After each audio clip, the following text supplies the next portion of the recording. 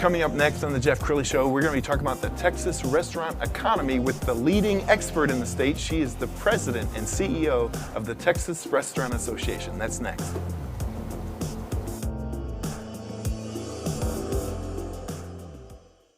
Many are predicting that the worst is yet to come, which is unfortunate, said one person here. Until now, they've enjoyed the reputation of being the nation's icebox. Watched a burglar in his home this morning by webcam. As a journalist of over 25 years, stories are what make my world turn. Reporting live from the Dallas newsroom tonight, Jeff Crilley, Fox 4 News. But in 2008, I took the jump from my familiar life and started a PR firm from my home. We're talking about anyone with a camcorder like the one I'm using becomes a television network. We started slowly growing the company, and we now have over 100 clients, and we've branched into the world of live digital broadcasting. I now own 8 different TV studios and have a huge team, and the stories that I now get to share are sometimes the most important of my life. Life has a funny way of coming around full circle. This is the Jeff Crilley Show.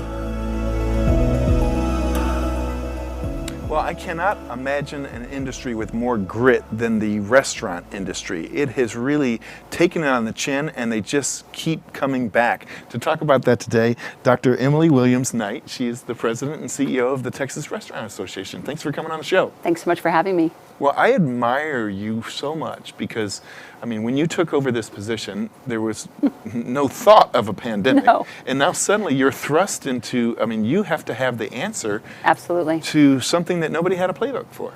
Yeah, you know, if you go back to January 1st, and I think it's almost hard to go back to January 1st, we had 50,000 restaurants in Texas, 1.3 million employees, about $70 billion to the economy. And we were actually projected 2020 to be the best year ever for restaurants. And so when March 20th occurred at midnight, which is when we were officially closed those dining rooms, I think the world changed forever. But nobody could have seen this coming, even in the early months of January, February.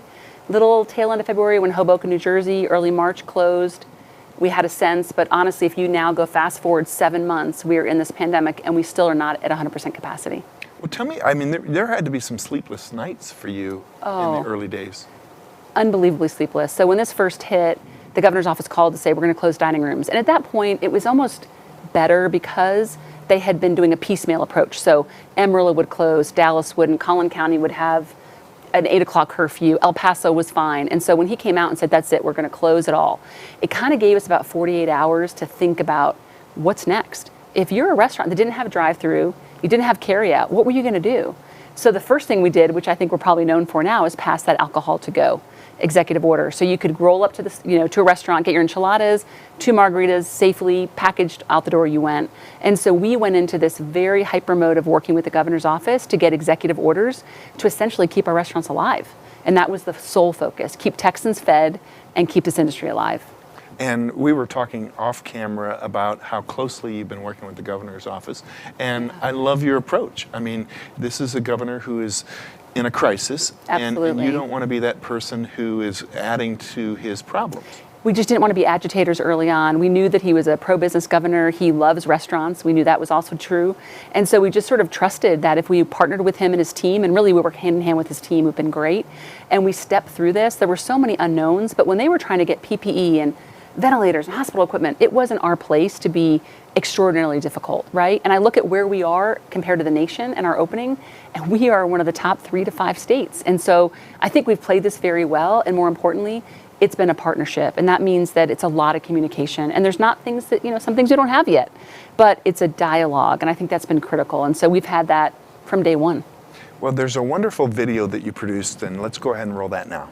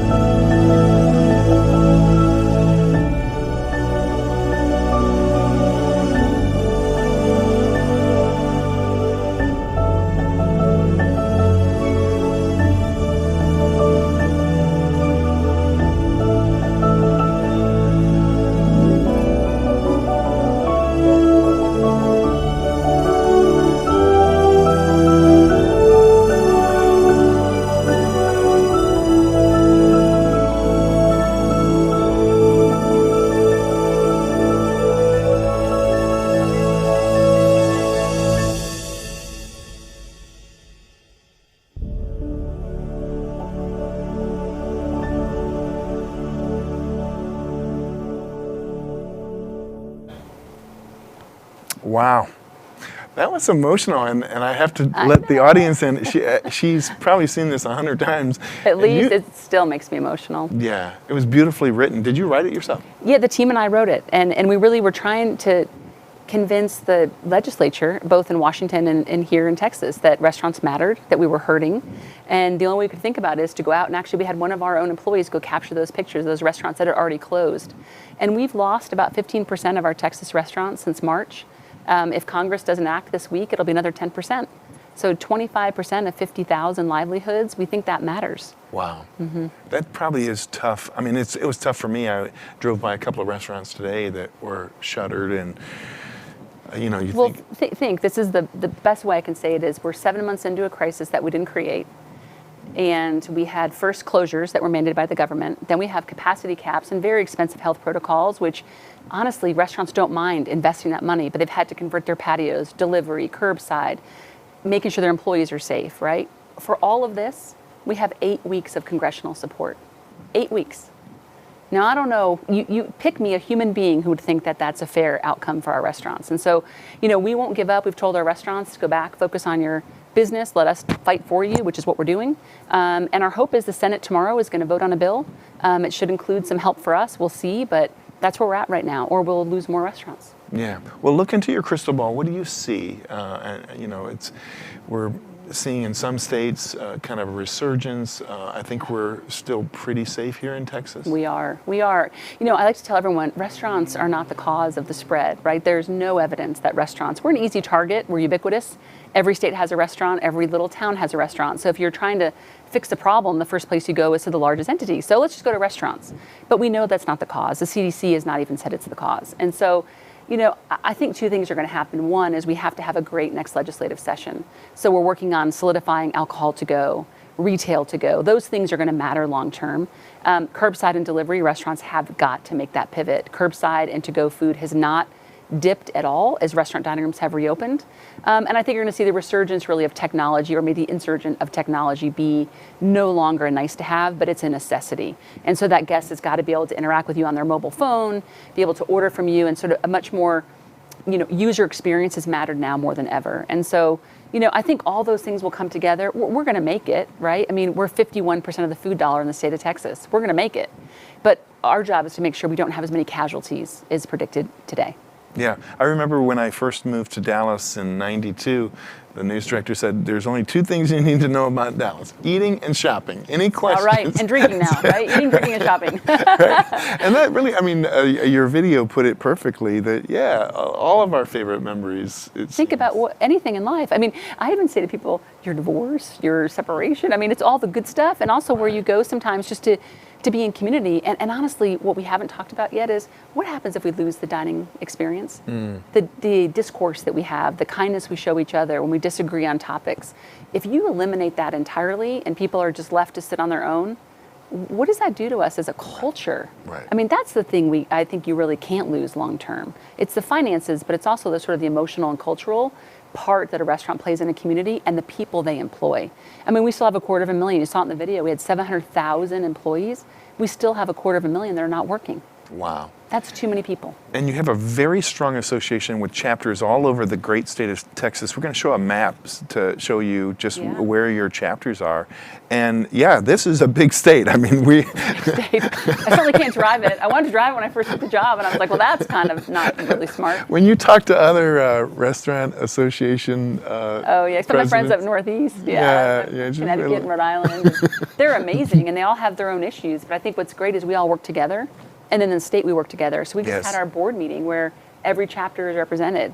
And we came together in San Antonio 3 weeks ago, and we had 80 people there. Really? And social distance, of course, but 80 people talking about the future of the industry. And so every single region of this state is represented at the state level. Well, I had the pleasure of working with you guys many years ago to get you some publicity, and just great people. Great people. Who, sometimes it's everything from a large chain to a mom and pop, and the kind of the can-do spirit is alive. And that's why we're going to make it. I had someone ask me, Emily, what if restaurants don't make it? And I said, well, 1, I can't go there because my job is to lead us forward. And 2, do we really think that we take that bet? You mentioned the word grit. This is the grittiest, most entrepreneurial, hardworking, savvy, creative group of people you could pick in any industry. So if I was going to bank on it, but our job really is let's let it be as less painful as we can. Like let's let this journey at some point, we've got to get out of the pain, because right now they're still serving you food, but many of them aren't making $1, right? They're not even break even, but they're doing it because they want to keep their business. And so we've just got to make the turn, and thank goodness we're not in the Northeast or the Midwest where it's starting to snow and outdoor dining is limiting. We can still go outdoors here in Dallas, right? I think we're going to be okay. I'd bet on us. Well, I think God put you in the right place at the right 100%. time. Not only are you just articulate, intelligent, you have the emotional heart Absolutely. to lead I an love these association people. where stress can bring out the best or the worst in people, and Yes. unfortunately you've had a chance to kind of rally the troops, and everybody's working together. Yeah, and I say when we come together, this is it's a roar, right? Your single voice, a single eatery staying on the corner yelling for help isn't heard.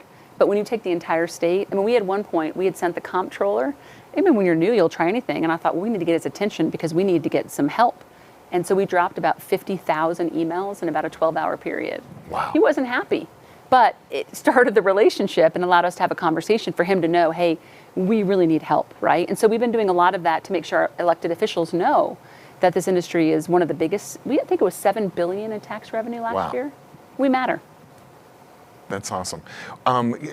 Give me some thoughts about the next coming months. I mean, are you sleeping better at night? Maybe not sleeping better, but maybe the session is going to be key, right? Our legislative session is going to be very different. But there's a number of things that have worked for restaurants that we've been able to secure that we've got to have become law. And so we already have bills in drafting. We have people to carry those bills. We are very laser focused on that next session and making sure that some of the good things that we've been able to really achieve on behalf of the restaurants, that we lock them in forever. People have to remember getting that margarita to go is only under an executive order. Yes. So that's that helps me. We have control and we have a lot of support. And then federally, we just need Congress to act. It is unconscionable that we are stuck in partisan politics. They must do their job and act, and they have this week to do it. Okay, we're almost out of time. So final thoughts, and how can the public support you?